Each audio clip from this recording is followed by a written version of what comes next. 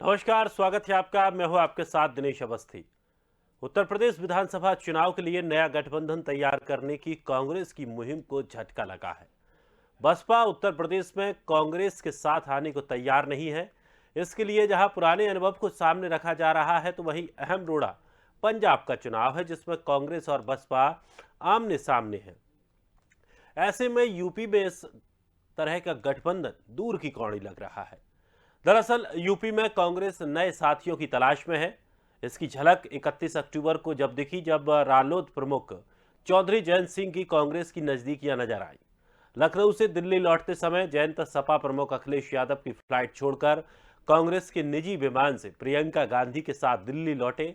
चर्चा रही कि कांग्रेस की ओर से जयंत को पंजाब में सीटों से लेकर राज्यसभा तक भेजने का ऑफर दिया गया और सीधे तौर पर जयंत ने भी इससे इनकार भी नहीं किया। पर मशक्कत ये थी, तय गठबंधन तभी परवान चढ़ सकेगा जब बसपा भी शामिल हो। लेकिन कांग्रेस बसपा गठबंधन ना होने का बड़ा कारण है पंजाब विधानसभा चुनाव, जो यूपी के साथ ही होने जा रहा है, जहां बसपा का श्रोमणी अकाली दल के साथ गठबंधन है। 117 सीटों में से श्रोमणी अकाली दल ने 20 सीटें बसपा को दी हैं। इन सभी सीटों पर बसपा का सीधा सीधा मुकाबला कांग्रेस से है। इनमें से 18 सीटों पर हाल कांग्रेस के ही विधायक हैं और इसके साथ ही बसपा और कांग्रेस के बीच की अदावत की और कई वजह, मसलन पंजाब में चरणजीत सिंह चन्नी को मुख्यमंत्री बनाकर कांग्रेस ने वहां बड़ा दलित कार्ड खेला, जबकि वहां कांग्रेस और बसपा आमने सामने भी हैं। इतना ही नहीं, लखीमपुर खीरी में चन्नी की जबरदस्त आमद कराई गई और उन्होंने यहां तिकुनिया प्रकरण के पीड़ित किसानों को 50-50 लाख रुपए की आर्थिक सहायता दी। बसपा मानकर चल रही है कि कांग्रेस का ये निशाना पूरी तरह से बसपा के कैडर वोटर को साधने के लिए है। तो प्रियंका गांधी की भीम आर्मी के मुखिया चंद्रशेखर आजाद से करीबी भी बसपा को रास नहीं आ रही है। बसपा की निगाहें इस विधानसभा चुनाव के साथ साथ वर्ष 2024 के लोकसभा चुनाव पर भी है। बसपा थिंक टैंक को लग रहा है कि इस चुनाव में यदि कांग्रेस से हाथ मिलाया गया तो इसके दूरगामी प्रतिकूल परिणाम हो सकते हैं। 2024 के लोकसभा चुनाव में वहीं उसका कैडर वोटर उससे छिटक न जाए, क्योंकि भाजपा भी पूरी तरह से उसके वोटर को रिझाने की कोशिश में है। ऐसे में उसको नुकसान हो सकता है।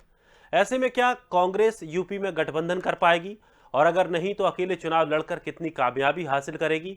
इसी पर आज हम कार्यक्रम में चर्चा करेंगे। और जिस तरह से जो उत्तर प्रदेश विधानसभा चुनाव में कांग्रेस अकेली थकेली अगर पड़ जाएगी, तो कितना कामयाब कांग्रेस हो पाएगी और कांग्रेस के जो दावे हैं वो कितने कामयाब हो पाएंगे।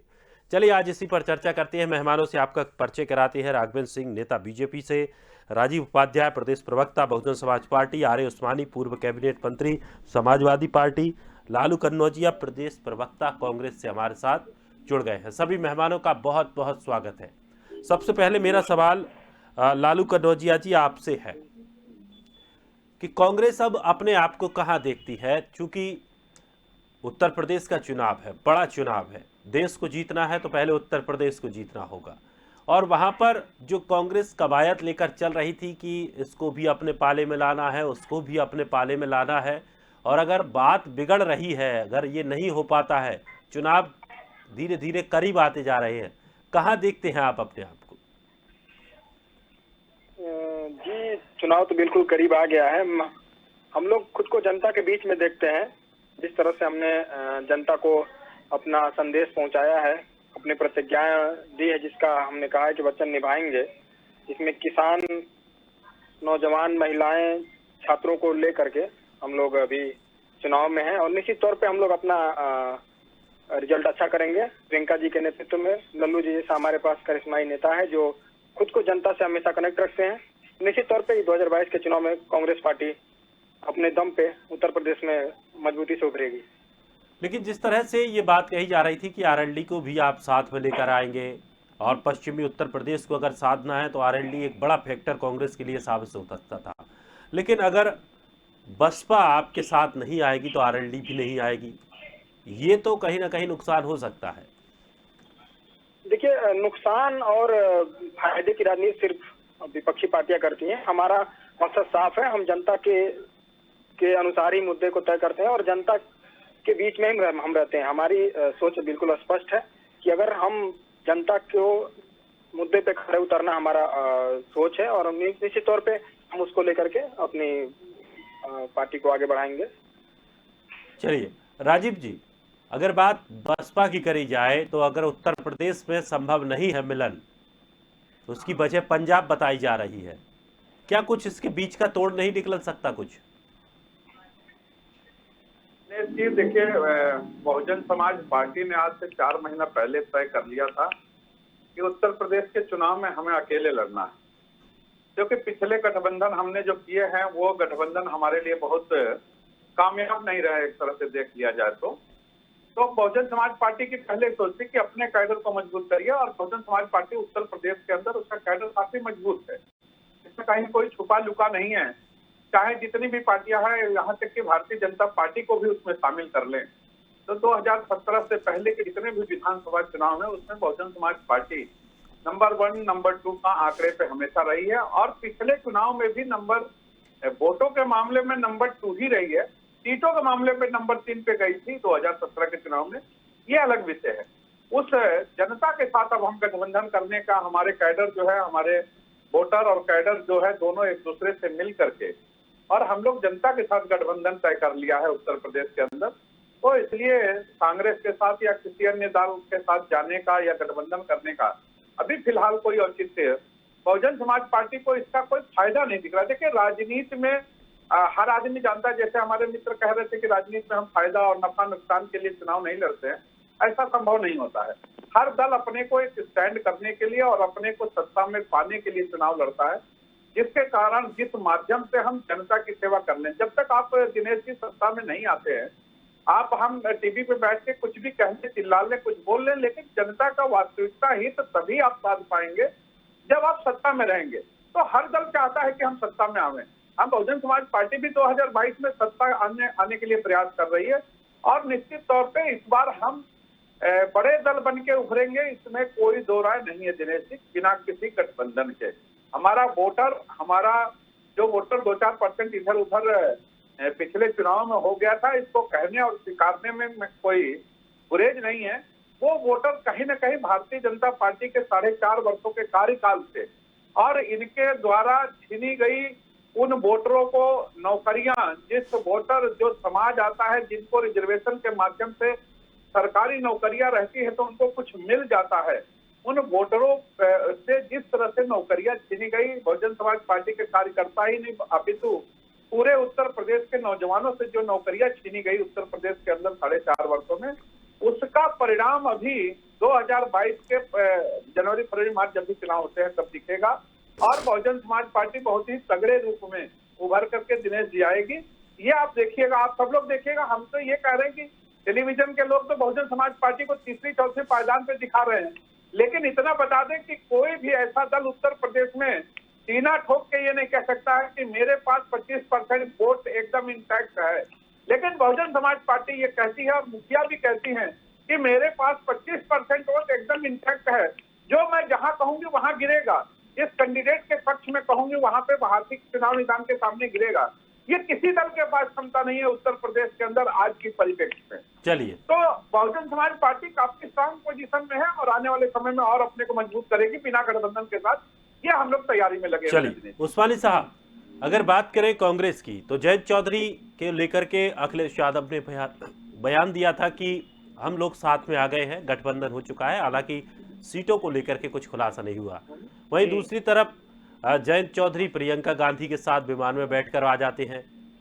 ये कुछ समझ में नहीं आ रहा है, या तो समाजवादी पार्टी कांग्रेस दोनों मिलना चाहते हैं और उसका जो सेतु रहेगा वो जयंत चौधरी होने वाले हैं, या फिर जयंत चौधरी के मन में कुछ और पक रहा है।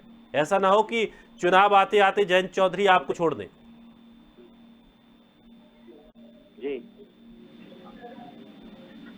जी दिनेश अवस्थी जी, समाजवादी पार्टी जो है वो मुख्य विपक्षी दल है उत्तर प्रदेश में, और पूरे उत्तर प्रदेश में एक लहर बनी हुई है कि समाजवादी पार्टी जो है भारतीय जनता पार्टी को पराजित करके और 2022 में बहुमत की सरकार बनाने जा रही है।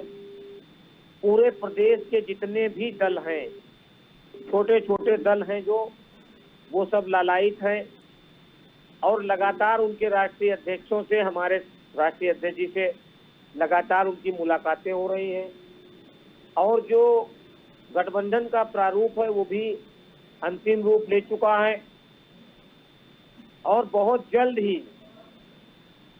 22 नवंबर को माननीय नेताजी का जन्मदिन है और उनके जन्मदिन के अवसर पे आप देखेंगे कि हमारे गठबंधन के साथी जो हैं वो हमारे साथ मंच साझा करेंगे सैफई महोत्सव में जी।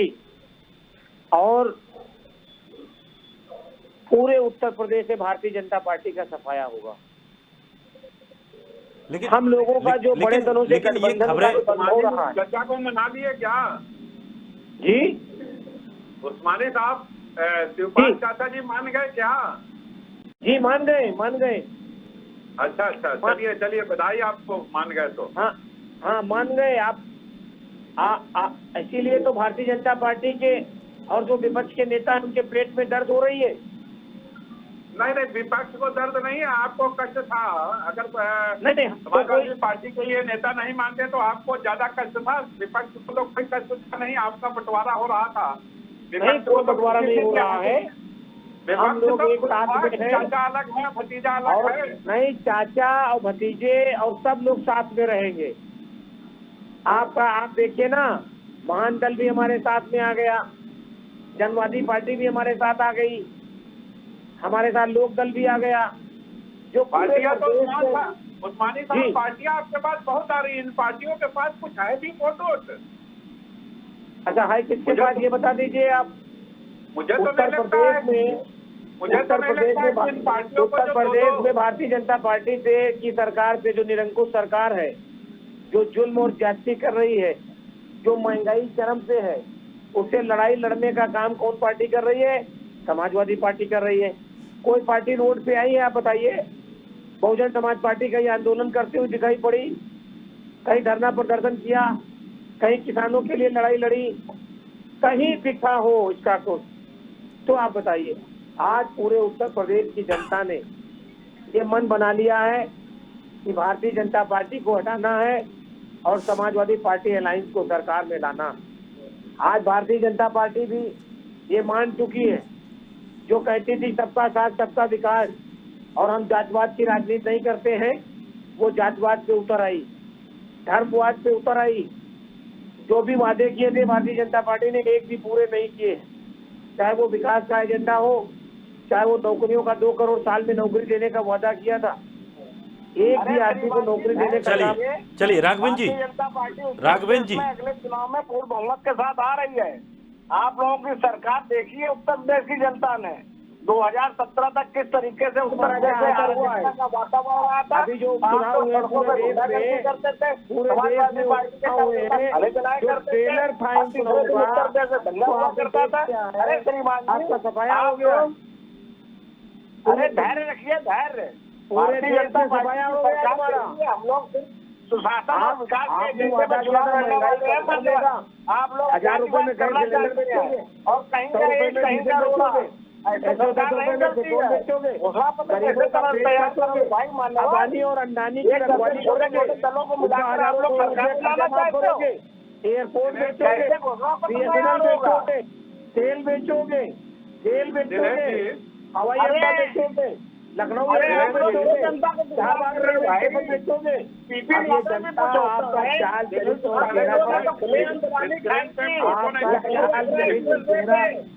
समाजवादी पार्टी के कार्यकर्ताओं को जमीन व्यवस्था की बात की थी, फिर उसको जो है हापुड़ में अरे बेटियों के साथ बलात्कार होता रहा। आप लोग क्यों इधर ज्यादा गाजियाबाद में पत्रकार की हत्या कर दी गई। कहीं नहीं हो। आपने कहा था किसानों का हम कर्जा माफ करेंगे, आज किसान जो है 50,000 करोड़ का आत्महत्या कर्जा कर रहा माफ है, किया था श्रीमान जी। गन्ने का भुगतान नहीं कर पाए। 14,000 करोड़ रुपया गन्ने का बकाया है। श्रीमान जी, किसान बोल रहा है, 50,000 करोड़ का किसान बोल रहा है, किया गया था हमारी सरकार मजदूर ने। आत्महत्या कर रहा आप लोगों है। ने क्या किया? आप लोग सिर्फ उत्तर प्रदेश की जनता को हमने गुमराह करने का काम किया। इंटरपास बच्चों को बढ़िया लैपटॉप देने का काम किया है। हमने लड़कियों को पढ़ने के लिए धन देने का काम किया है। हमने 60 लाख परिवारों को समाजवादी पेंशन देने का काम किया है, हमने लोगों को नौकरी देने का काम किया है, पुलिस में भर्ती की है, स्कूल में भर्ती की है, मास्टर की भर्ती की है, हमने अस्पताल बनाए हैं, हमने ट्रामा सेंटर हमारी सरकार ने बनाए हैं। तुम उस ट्रामा सेंटर को, उस सरकार को बनाए हुए ट्रामा सेंटर को तुम चला नहीं पा रहे हो। तुम्हारे विधायक भाग रहे हैं। राकेश राठौर विधायक बीजेपी सीतापुर चिल्ला रहे थे कि ट्रामा सेंटर सीतापुर का चालू करो, लेकिन तुम सीतापुर का ट्रामा सेंटर नहीं चालू कर पाए। उन्होंने तुम्हारी पार्टी बारी से बोलिए राघवेंद्र जी। बीजेपी के कम से कम सैकड़ों विधायक जो है वो समाजवादी पार्टी में आने के लिए आतुर है। अगर आपने अच्छा काम किया होता तो भगदड़ नहीं मचती। भारतीय जनता पार्टी डूबता हुआ जहाज है, बोलेंगे क्या? जैसे लोग कूद के भाग रहे हैं। बच्ची आप लोग क्या भगदड़ मची है? अरे हमारी जो बिजनेस सर्वे आ रहे हैं, अधिकतर सर्वों में भारतीय जनता पार्टी की बहुमत की सरकार बनने जा रही है। आपको हमारे सर्वे देखो तो समाजवादी पार्टी पूरी बहुमत की सरकार बना रही है, हमारी पूरी बहुमत की सरकार समाजवादी पार्टी बना रही है, उनको 22 सीट मिल रही है। आप बताइए, आपने कहा था किसानों का कर्जा माफ करेंगे, कर्जा माफ किया आप। आज आप ईमानदारी से घोषणा करिए कि हम माननीय प्रधानमंत्री जी से बात चलिए और इस देश के किसानों का 1 करोड़ तक का कर्जा जो है वो बिना शर्त माफ करेगा। व्यापारियों का 1 करोड़ का कर्जा माफ करेंगे, पत्रकारों का 1 करोड़ का कर्जा माफ करेंगे। चलिए एक एक करके अपनी बात रखिए। उस्मानी जी, राघवेंद्र जी, उनको हमने स्टेटमेंट दिया था, हमने उनको 6,000 रुपए साल में देने का काम किया था। आपने क्या दिया भाई? 2,000 रुपए महीने भी नहीं दे पाए तो उसको भी बंद कर दिया।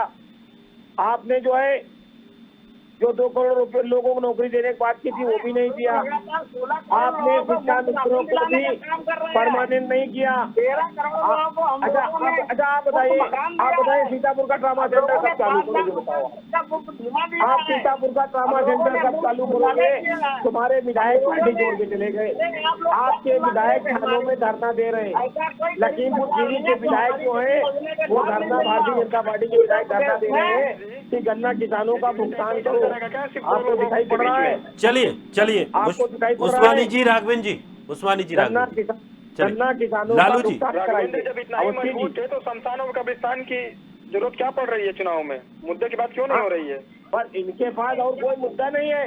संतान, कब्रिस्तान, पाकिस्तान, हिंदुस्तान, मंदिर, मस्जिद, गाय, गोबर और गंगा में लाशें तैर रही थी, दिखाई पड़ी आपको? कोरोना में 5 लाख लोगों की जान गई है आपकी आदूरदर्शिता से। आप कोरोना में इलाज नहीं दे पाए, दवाएं नहीं दे पाए, कोरोना में आप ऑक्सीजन नहीं दे पाए, अस्पताल में ऑक्सीजन नहीं था, अस्पताल में सिलेंडर नहीं था, अस्पताल में दवाएं नहीं थे, राजीव जी, अस्पताल में बेड नहीं था, आपने उसकी व्यवस्था की। अरे आप लोगों ने आपकी सरकार बनाई, जनता ने इसलिए वोट दिया था। चलिए उस्मानी जी, राघवेंद्र जी, और भी लोग हैं, सबको मौका दीजिए, सबको अपनी अपनी बात रखने दीजिए। समय कम रहता है, सीमित समय रहता है, सबको थोड़ी अपनी अपनी बात रखने दीजिए। राघवेंद्र जी अभी हमारे मित्र कह रहे थे कि इन सरकारों ने किया क्या, तो बहुजन समाज पार्टी जिन अस्पतालों को बना है उनकी MBBS की फीस तुमने 1 करोड़ रुपया करने का काम किया। सुनिएगा, तुम गरीबों के अस्पतालों को बनाया था, किसानों का अस्पतालों में जनता को बचा पाए राघवेंद्र जी। और दूसरा, भारतीय जनता पार्टी मंडियों में जलाया जा रहा है, पटेल को लाने की जरूरत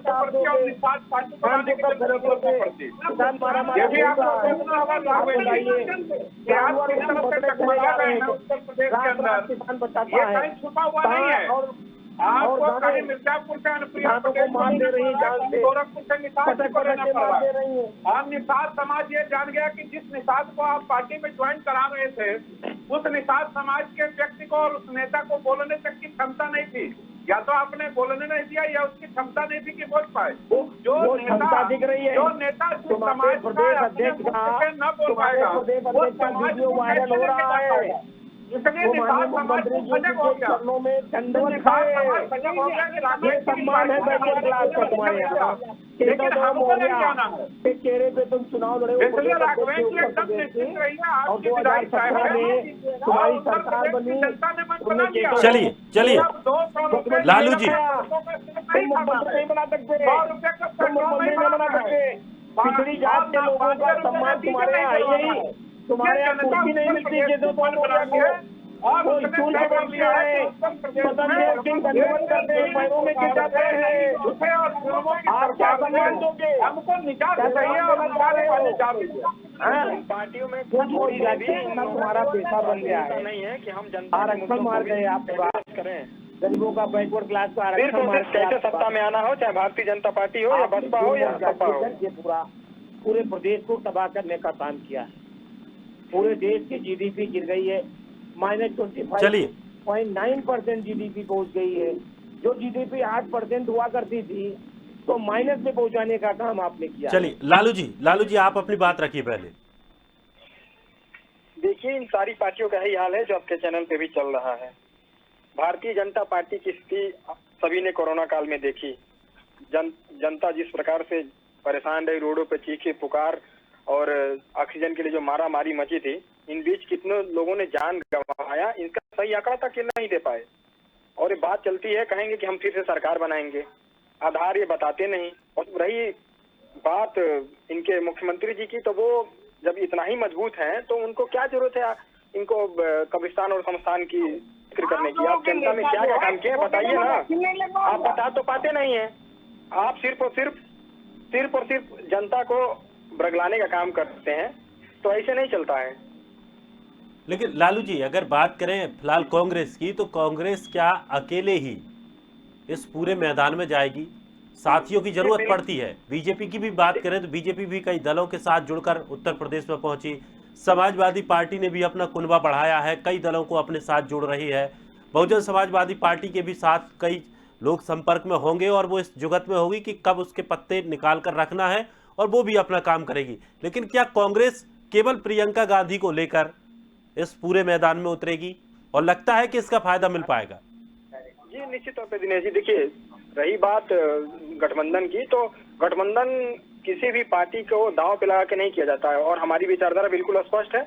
हम इसमें अपने आप को निश्चित तौर पे आगे देखते हैं, और हमारे पास मुद्दे हैं लगातार, किसान को हो, चाहे नौजवान हो, चाहे महिलाएं हो। निश्चित तौर पे हम इन सबको मुद्दे को लेकर के चुनाव में आएंगे और निश्चित ही अच्छा करेंगे। हम हमारे खुद से भरोसा है, और हमारे संगठन भी मजबूत हुआ है पिछले कई सालों में, तो निश्चित तौर पे हम अपने आप में भरोसा रखते हैं। और प्रियंका जी जैसा हमारे पास करिश्माई नेता है, लल्लू जी जैसा संघर्षशील नेता हमारे पास है, तो निश्चित तौर पे हम उत्तर प्रदेश में अच्छा करेंगे। और भारतीय जनता पार्टी ने जो पिछले दिनों जो दिक्कतें खड़ा की पूरे प्रदेश भर में, निश्चित हम उनको जनता को पहुंचा रहे हैं। जनता इस बात को समझ भी रही है। मौजूदा स्थिति बहुत विकट है, और ऐसे में अगर जनता इस बात को समझती है तो निश्चित तौर पे कांग्रेस पार्टी इस चीजों को आगे लेके फेस करेगी। लालू जी, कांग्रेस किसी को लेना नहीं चाहती या कांग्रेस के पास कोई जाना नहीं चाहता? देखिए, लेने और जाने की बात तब होती है ना जब आप विचारधारा को समझते हैं। हमारे पास बिल्कुल स्पष्ट है, हमारी विचारधारा से जो सहमत होंगे उनको हम साथ लेंगे। अगर ऐसा नहीं होता है तो निश्चित तौर पे हम अकेले चुनाव लड़ेंगे। चलिए, बहुत बहुत शुक्रिया सभी मेहमानों का, राघवेंद्र जी, राजीव जी, आर उस्मानी जी, लालू कन्नौजिया जी, हमारे साथ जुड़ने के लिए। तो हाथ को साथ नहीं मिल रहा है, लेकिन कोशिश जारी है। कोशिश की जा रही है कि कैसे भी करके जो छोटे दल हैं, अन्य ऐसे दल हैं जो अपनी एक मजबूत पकड़ रखते हैं समाज के बीच में, उनको अपने साथ लाया जाए। लेकिन देखना होगा क्या कुछ स्थिति चुनाव आते आते बन पाती है। फिलहाल इस खास कार्यक्रम में इतना ही। ताजा तरीन खबरों के लिए आप बने रहिए स्वदेश के साथ। सबसे पहले देश।